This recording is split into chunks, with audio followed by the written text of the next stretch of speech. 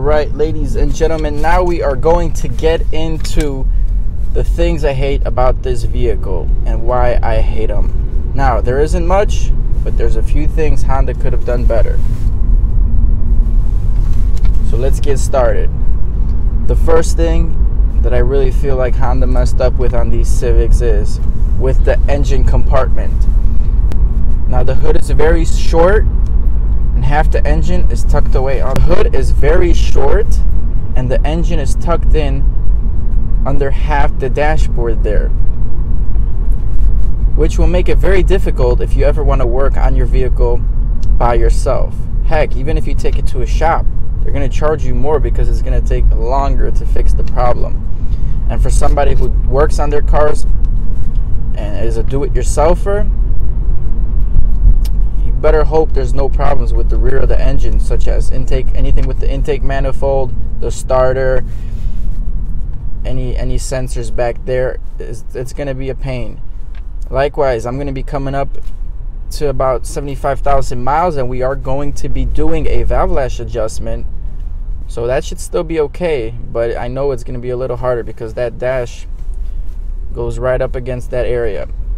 So Honda, I know you improved on the next generations and you kind of fixed that problem, which is hats off to you. The next problem is this gauge cluster. Like most of you know, this is the first gen where they introduced the two-stage gauge cluster. The main reason why they installed this kind of setup was so when you're driving, you don't have to bring your eyes down all the way down to the speedometer. You just slightly have to lower your eyes and you can see the speed you're going. For safety reasons, I understand. Privacy reasons, it's another issue. Like I'm driving, when I drive next to Civics like this, I know how fast they're going, I know how much fuel they have. One time I had a guy actually in the summertime say, hey, you're low on fuel, because he saw my little light that I was low on fuel. Like, they could have done it better. Maybe they could have put like a privacy screen right in that area. I actually tried to fix this issue by applying window tint on that area. However, with the window tint there, it was harder to see the instrument cluster and it just didn't work out, so I removed it. Next issue that I have with Honda, and I don't know what their reason for this is, are the seats they install in the four-door cars. So if you were to buy a two-door DX, LX, EX model, those seats are amazing for a daily driver. Heck, those seats could be good enough for the SI in my opinion, because those have really great bolstering on the sides. You're really tight in that seat. I mean, it's really an amazing seat for the two-door Civic. Now, as the four-door Civic, it's completely different. The four-door Civics with the lower models, they come with standard seats. They're definitely less bucket and less sporty than the two-door. And I wish that wasn't the case. I wish they carried the two-door seats over onto all models, including the four-door models. And the SIs have the same problem here. The two-door SI has a lot better bucket seats than the four-door SI.